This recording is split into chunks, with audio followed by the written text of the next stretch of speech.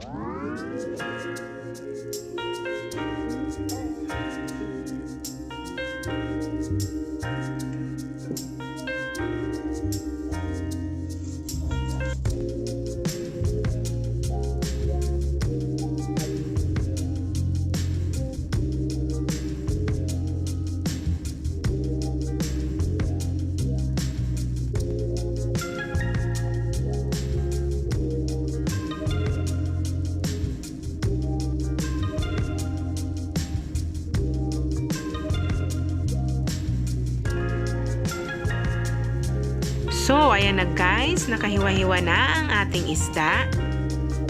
Isunod naman natin ang paghugas ng mga sangkap o rekado para sa ating tinolang isda na lapu-lapu.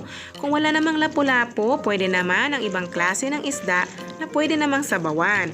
Ang mahalaga lang sa pagluluto ng tinola ay dapat po talagang fresh ang ating isda upang mas masarap ang lasa, lalo na ang sabaw nito.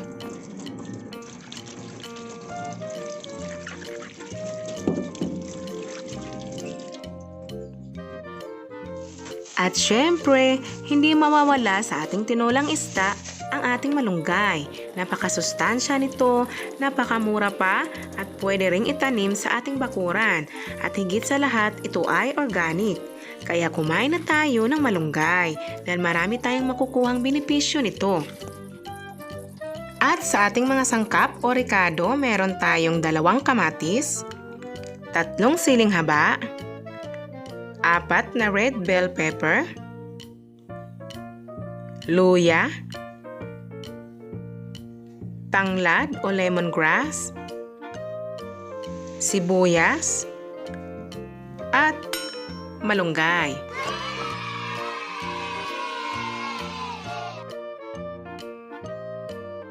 Ayan na, nakahiwa-hiwa na ang ating mga sangkap.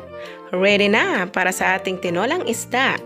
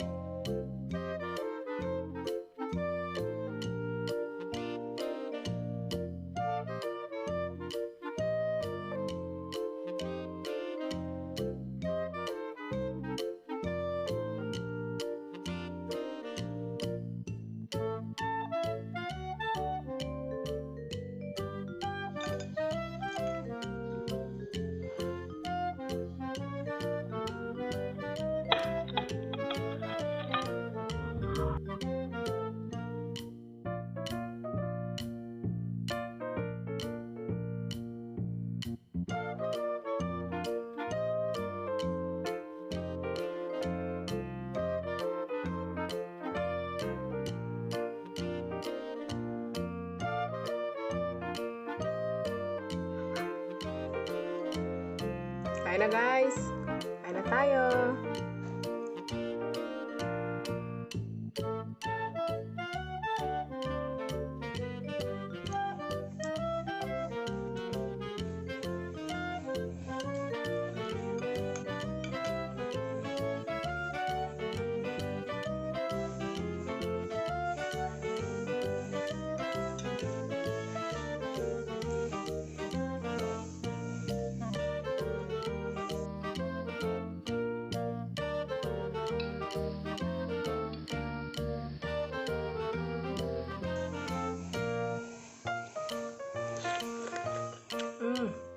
Sarap.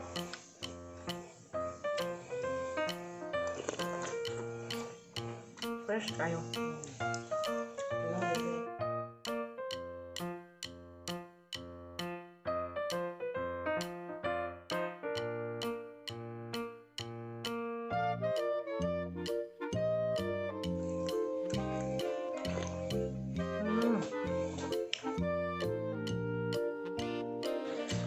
Sarap.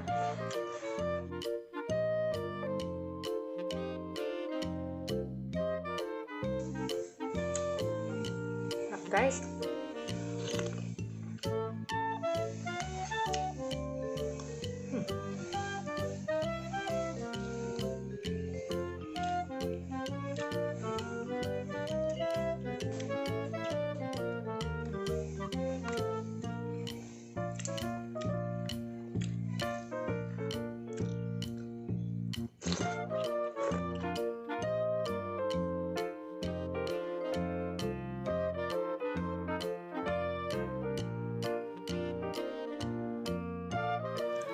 At kung nagustuhan nyo ang ating video, don't forget to like, comment, share, and subscribe. Hit the bell button so you will be notified every time I upload. Thanks for watching. God bless us all. Bye!